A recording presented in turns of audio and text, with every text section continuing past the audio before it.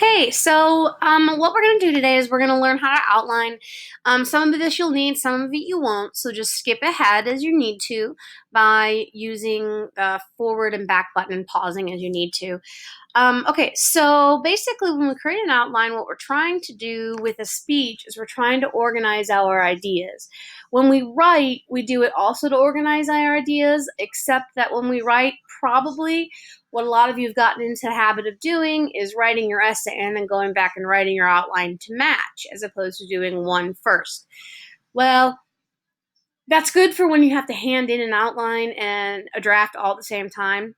But when you have to write the outline first and then write your essay, that's when you run into some troubles. Or when you're in a public speaking class and you don't get to use an essay or manuscript form. So this is going to help you, hopefully, not confuse you more. All right, so basically you want to take your major ideas and you want to break them down. So let's say we're going to talk about one of these major ideas. So I've written down coffee. I also wrote down, I tried to pick things that I thought you guys might know or be interested in. Basketball, okay, Disney, that one's for me. You know that. Okay, and then instruments, for those of you who are musically inclined. I put that one there, and then movies. So these are just really basic topics. They're just general topics. So what I did from there is I showed you there are lots of ways you can divide this up. So I'm gonna do basketball. So if we had basketball, we could talk about the equipment. We could talk about players. We could talk about teams. We could talk about positions. If I was going to talk about Disney, I could talk about the different types of parks. I could talk about the different characters there. I could talk about the different rides that are there. And I could talk about the different attractions that are there. So lots of different things I can talk about with all of these.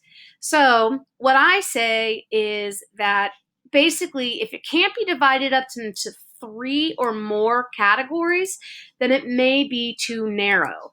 So let me show you what I did here with Disney. So I took the main idea of Disney and I said, well, I could talk about Disney World, specifically Disney World instead of all the different Disney places. Then from Disney World, I could talk about the attractions. Now, if you look up here, I skipped characters and rides and attractions. I just went Disney right to Disney World and attractions. Then I could go down to the attractions that I like. I could go down to Fantasmic, which is my favorite. And then I can go down and talk about Spectacle. And then that, you can't really read there, but that says Pyro. So basically it is the pyrotechnics that they use to show it.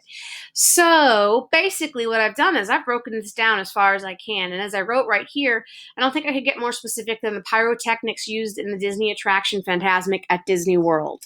I don't know that I could break it down more than that without getting way, way, way too technical.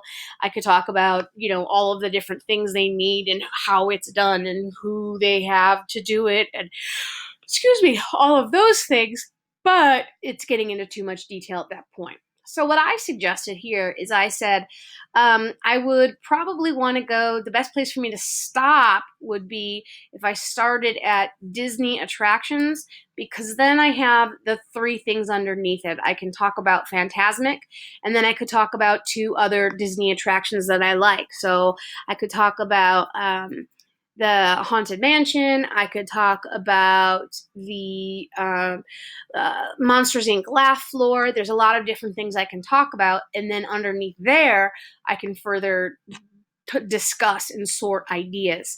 So what I showed you here is this right here is where I explained to you guys the same thing I did before earlier, which is if you have a plate and you're holding it and you drop it, you have 2 pieces, just like this little plate here. So when we break something up, we have to have 2 pieces, which means if we break this up, if we have an A, so let's say Disney attractions is my A, I'm going to need to have a B, which might be the parks, and then I would need a C, which might be the characters. Or if I did it here, I would have to do the same thing. So I don't have to have an A, B, and C, but I have to have a minimum of two, because when a plate breaks, there's at least two pieces. Okay, so this is an example I came up with. Ooh, excuse me, I'm so tired. Okay, sorry about that. So this is an example I came up with, and so the topic is obviously money, right? So we have all this money over here: $2 bills, pennies, quarters, nickels, dollar bill, $5. So there's a couple ways we can categorize this. So the first thing we do is we put them in categories, and then we can build it down from there. So categories, we could talk about the coins and then the bills.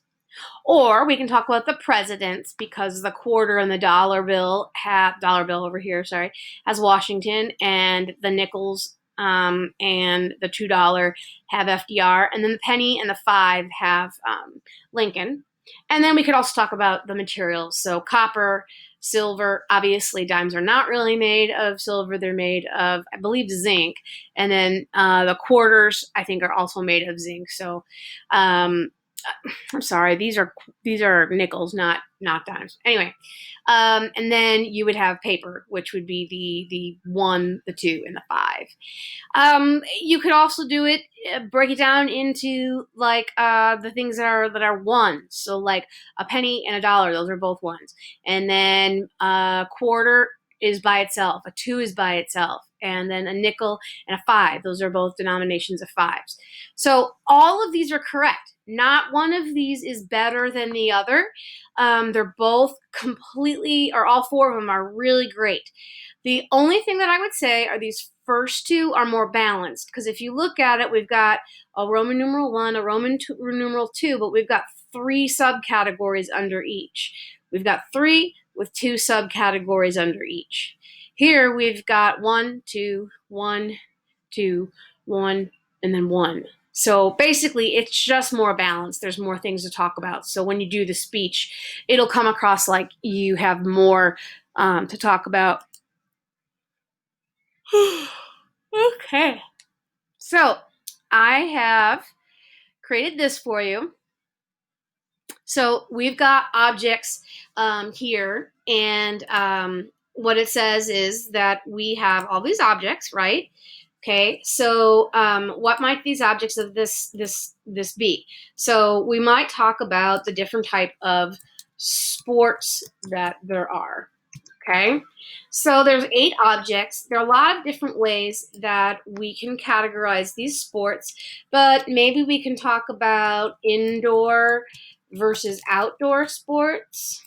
In this particular picture, we can talk about the yellowish balls versus the white balls. We could also possibly talk about fall versus spring versus summer. There are lots of different ways to do this. We can do boy sport, boy versus girl sports, anything like that. So what you want to do after you do that initial categorization is then you want to divide it up. So if I chose indoor sports, what things would go under there? Well, we would definitely have, well, none of those for sure are indoor sports. So let me go the other way. What are absolutely outdoor sports, or ones that are most likely played outdoors? So we've got baseball, even though we've got the Diamondbacks who have an indoor diamond, but whatever. Golf, by and large, is played outside. And football is also played a lot outside. And then that other one, I think, is a rugby ball. Okay, now if we divided that by saying also indoor sports, what do we have? We've got volleyball, and we've got tennis, and basketball. And did I have one left? 1, 2, 3, 4. 1, 2, 3, 4, 5, 6, 7, 8. Oh, soccer. Now, obviously, we all know that almost every single one of these sports can be played inside and outside. But this is just for our purposes to sort of divide it into categories where, we could we could just easily divide it. So obviously all of these, like soccer can be played outside, so can basketball, tennis, and volleyball. Baseball can be played inside, football can be played in an arena. I'm not sure about rugby. And I don't think golf can be played inside other than like miniature golf, but I'm not sure. But you guys would know more than I would. That's just how I have it divided up. If we were going to do yellow versus white, we would say rugby ball, we would say the volleyball, and we would say the tennis ball. And then the white ones would be the golf ball, the baseball, and the soccer ball. And then we would have just these odd ones out and we'd throw them out. Boy versus girl sports, we would say that there are certain sports that are pretty much generally boy sports, which are rugby and football, I think. There are generally some girls who will play those, but it's not very common. And then all of the other sports are both boy and girl sports. So that's where that comes in. So that's how we divided that up. So now we've got our categories, which these are our categories, and then this was our sort. So that is how we basically take our ideas. Now the important thing you need to know is the formatting. Typical MLA, double space, 12-point font, Times New Roman, Arial, or for my class, also Calibri is okay. I don't mind the way Calibri looks. I think a lot of people, teachers, tend to get upset because they want it to be exactly like MLA, but as long as I can basically read it and it's not too big or too small, I do like one of these three. Needs to have a title and not, toy speech outline. That's blah. Okay, header with page number. Now how to do that is you're going to go to insert, okay, then you're going to go down to page number, and you see how it has these 4 boxes? This you can choose to put it in the upper right hand corner. You can start it on the second page, so it gives you a title page, bottom right hand corner, or bottom right hand corner starting on the second page. You want this first one, and you're going to click on it. Now you'll see right here, it's way up in this corner. So you're going to want to put your cursor before the number and then hit return twice. And then you're going to put your last name. And now you're going to have page number with your name on every single page. And it's going to be numbered the way you need it numbered. And that's how to get your header and page number in the right way. Correct heading, remember, it's never teach corn dogs. So never would be your name. Teach is their teacher, Miss Fela. Corn is class, and dogs is date. Remember, it's number, month, year. Okay, so when you're writing an outline, you can use the writing an outline tool in Google Docs or in Word. They both do it automatically if you hit a Roman numeral and then you put a period and then you put a space. It'll do it automatically. So let me show you that just real quick right here. If I capitalize a Roman numeral 1 and I put a period and now I hit the space bar, it's going to automatically indent that. So if I write, gobbledygook or whatever, and then I hit a hard return, it's going to give me the Roman numeral 2 automatically. But let's say I don't want the automatic Roman numeral 2. I'm going into my letter A. Well, then I just hit my tab button once, and now I've got my A. So B. Oh, I don't want a C. I want a 1. Tab. And now I have my 1. So basically, it will do it automatically for you, and Google Docs and Microsoft Word work the exact same way as far as this goes. There are also templates in both.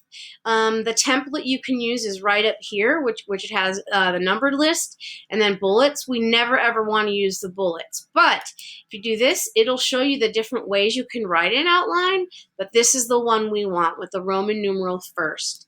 So just remember it goes number, letter, and if you do those cheats, it'll help you a lot. So what I've done here is I've shown you the wrong way to do it and how to fix it.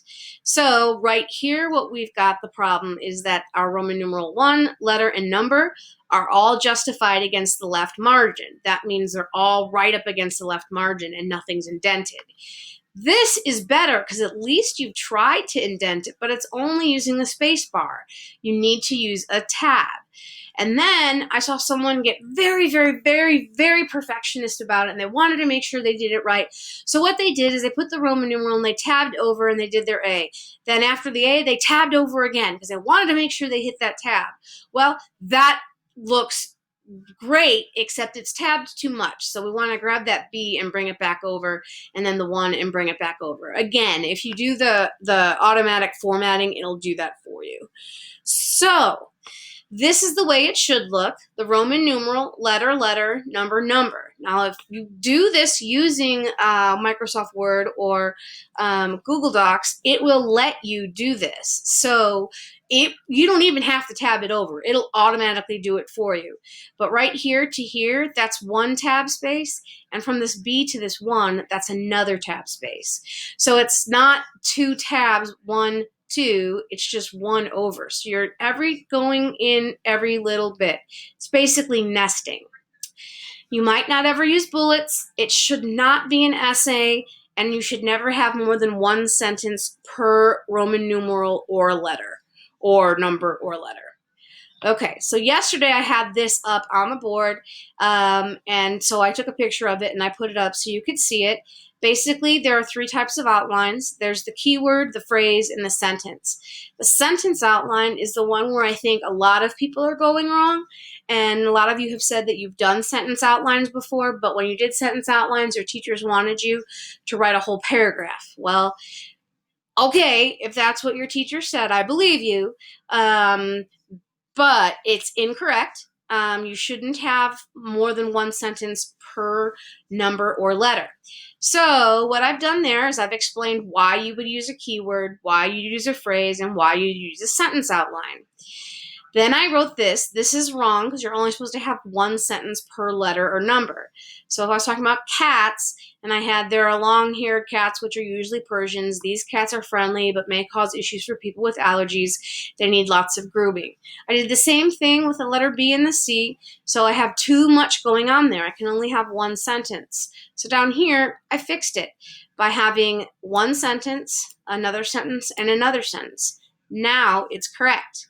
One of the things I wanted to point out to you is that if you look back in the incorrect version, when I have my B here, I've got, these are also called domestic short hair, or sometimes they are domestic long hair. The thing with that is 1 sentence. So if I wanted to make a subcategory, I can't just have 1 because my broken plate has 2 pieces. So what I did is I divided that and I made it 2 sentences. So I've got, they're also called domestic short hair. Sometimes they're domestic long hair. So I just changed it so that I would have my 2 parts. One of the things I wanted to point out is that most of the times when I give you an assignment, I'll include an outline format, and all you have to do is go up to File right here, then go to Make a Copy, and then you title it something, click OK, and it's going to pull up my exact thing that I just did. It might take a hot second, but it has that. But now you can edit it and do whatever you want in it. So that's the advantage of making a copy, because then you don't have to worry about messing anything up or whatever. And usually when you have my copy, it's a view-only copy, so you can't go in and change it. So let's take a look at this outline and see what's wrong with it. So this is what my outline's like if I was going to do a toy speech. So what's wrong with it, number 1 right here, we don't need to write introduction. We don't need to label the parts. I label the parts for you so you know what you're writing. So instead of writing introduction, you're just going to take that out. You don't need it. Okay? Then all of this is fine because your introduction and your conclusion both can be written in essay or paragraph form. It is the only thing in your outline that is allowed to be in essay or paragraph form. Just those 2 things, the intro and conclusion. And while I'm talking about it, make sure that you don't label any parts of your outline. No introduction labeled, conclusion, body, any of that. You only want to have all of the numbers in the intro and the conclusion. That's it. Okay? So number 2, and oh, by the way, I have all of the things down here, so in case you can't remember what I said, you can look at it. So number 2, 5 Christmas. Okay, well it's not wrong because you can have a keyword outline. It's just if you go back to look at that, you might not know what you're talking about. So the way I changed that, and I give you suggestions down here about how to change it, is I said, well, you can have keywords. Since this asks 2 questions, this will probably be confusing. It would be better as 5 for Christmas. So then I would remember that the question that was being asked for is when I got it and for what occasion. So then it meant a lot to me because it was my last Christmas with my grandpa and my grandpa. So an issue that I didn't check right here is that this is a keyword, this is a sentence, and this is a keyword. I need this to be consistent. That's not going to cause you a lot of issues right now, but it is an error. So you want to make sure, that's called parallel structure. You want to make sure that if you use phrases, you use all phrases. If you use keywords, you use all keywords. And if you use sentences, you use all sentences. You want it to look pretty and be correct. Okay, so then 3 here, sit, spin. That's the direction. And that's a lot like this up here. So you want to be a little bit more specific. So a way to fix this right here is sit on the bottom disc and hold on to the top, which spins you in the opposite direction. And that gives you a little bit more detail. Okay, so number 4 right here is one time I was spinning and I pulled onto it really, really hard. Instead of spinning, I fell off. I scooted across the floor, many rug burns, and more laughs. Okay, you can see that that's 4 sentences. That's way wrong. I'm only supposed to have 1 sentence. So now I need to get creative. I can do one of 2 things. I can create a compound complex sentence or a variation of combining sentences, or I can write 2 sentences and divide it up into a letter or a number 1 and 2. So I showed you both down here. So the first option was one time I was spinning and I pulled on it really hard, but I have a conjunction. Instead of spinning, I fell off. That's a semicolon. Scooting across the floor, many rug burns ensued, along with many more laughs.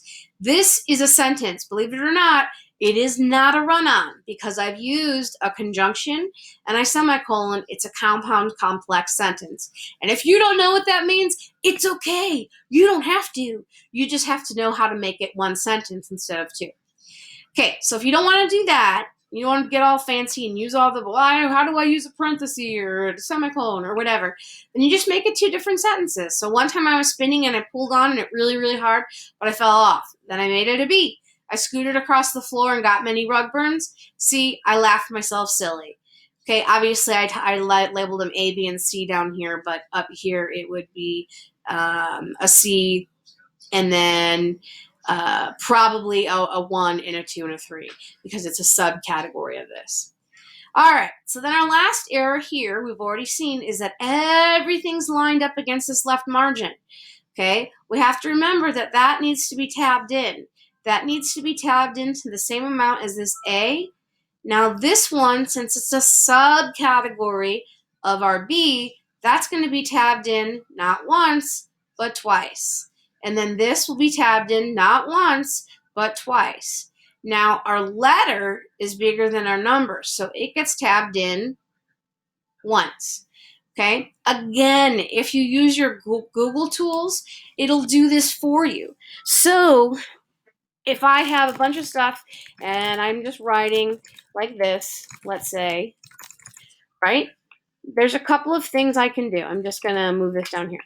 Okay, so I can do highlight that and then go up here to where my numbered lists are, and I can change it.